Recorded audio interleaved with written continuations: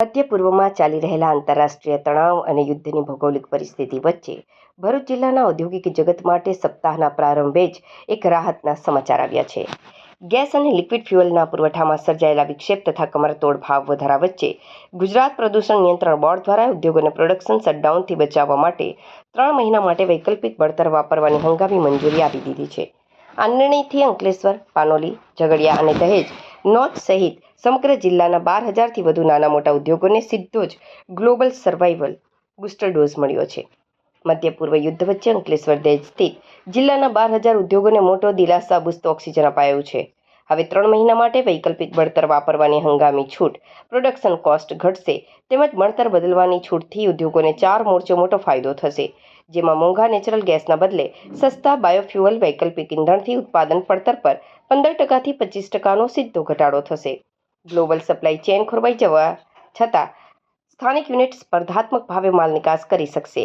Gas supply cut થાય તો પણ વૈકલ્પિક બળતરથી પ્લાન્ટ સતત 24x7 24x7 કાર્યરત રાખી શકાશે. વૈશ્વિક સ્તરે ચાલી રહેલા યુદ્ધ વચ્ચે યુરોપ અને એશિયાના અન્ય કંપનીઓ સામે ભારતીય મેન્યુફેક્ચરર્સ ઓર્ડર સમયસર ડિલિવરી કરી શકશે. પરિપત્રના આધારે મુખ્યત્વે ગેસ આધારિત યુનિટ્સ હવે રજિસ્ટર્ડ પ્રવાહી બળતર વાપરી શકશે. આ માટે અલગથી કે CCA લેવાની જરૂર નથી, માત્ર વિગતવાર જાણ કરવાની રહેશે.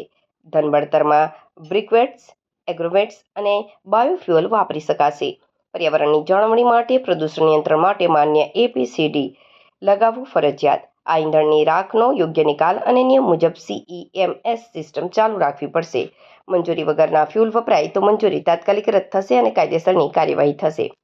ઉદ્યોગ અગ્રણીના જણાવ્યા અનુસાર મધ્ય પૂર્વના તણાવના કારણે આંતરરાષ્ટ્રીય સ્તરે ગેસના ભાવ આસમાને પહોંચ્યા હતા. ભરૂચ જિલ્લામાં કેમિકલ, ફાર્મા અને ટેક્સટાઇલ બેલ્ટ મોટા પાયે ગેસ આધારિત છે.